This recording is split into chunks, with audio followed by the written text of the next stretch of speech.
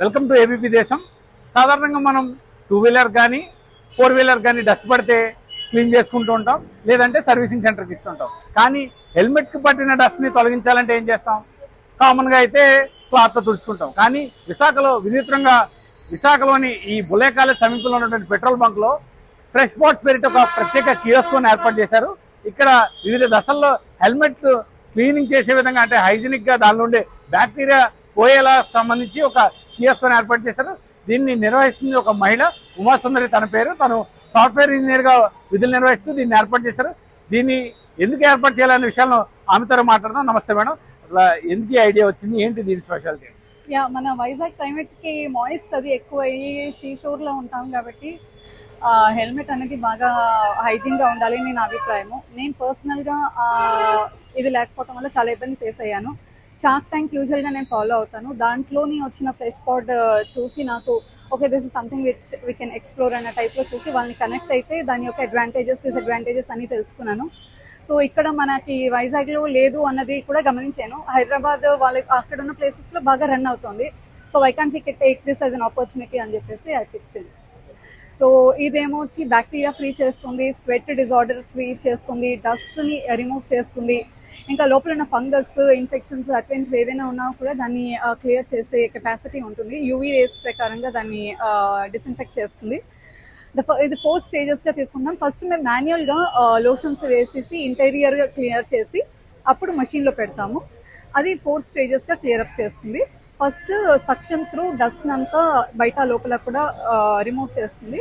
దాని తర్వాత sterilisation sanitization చేసి ఫాగ్ త్రూ దానిలో ఉన్న డిస్ఇన్ఫెక్షన్ అంతా తీసి లాస్ట్ లో ఏమాత్రమైనా వెట్ ఈ ప్రాసెస్ లో జనరేట్ అయినా లేదా స్వెట్ తో ఉన్న వెట్ కూడా డ్రైయింగ్ అన్న స్టేజ్ లోని మొత్తం క్లియర్ అప్ అయిపోతుంది.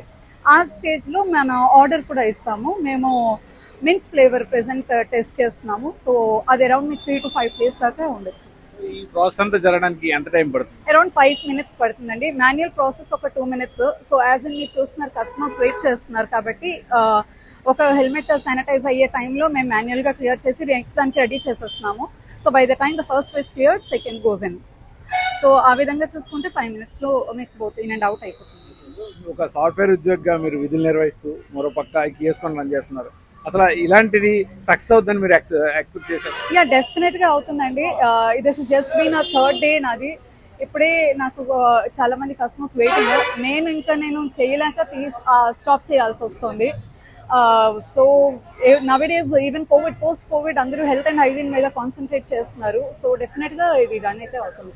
And this is for personal, ఎవరి హెల్త్ బీయింగ్ అనేది వాళ్ళ ఇంపార్టెన్స్ పెట్టి ఉంటుంది.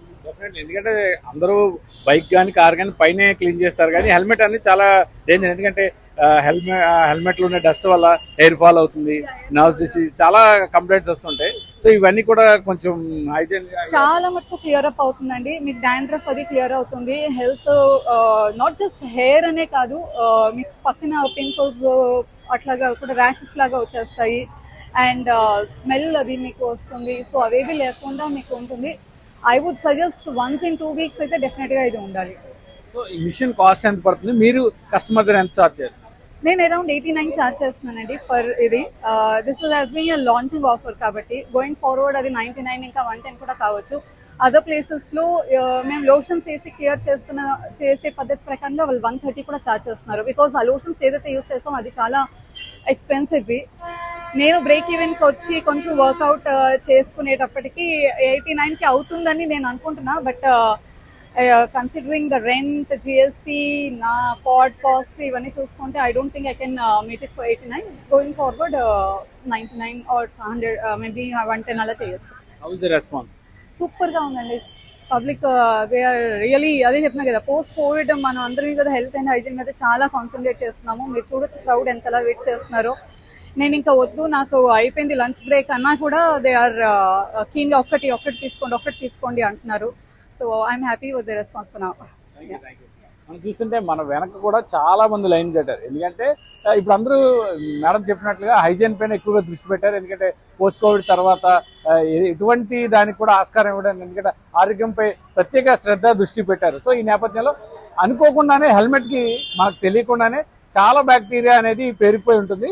సో అది క్లీన్ చేయించడం అనేది చాలా గొప్ప ఆలోచన. సో ప్రస్తుతానికి అయితే ఓపెనింగ్ ఆఫర్ కింద అయితే 89 రూపీస్కి దీన్ని క్లీనింగ్ వస్తుంటున్నారు. మన వెనకైతే చాలా పెద్ద క్యూ లైన్ అయితే ఉంది. ఇది ఇక్కడ తాజా పరిస్థితి.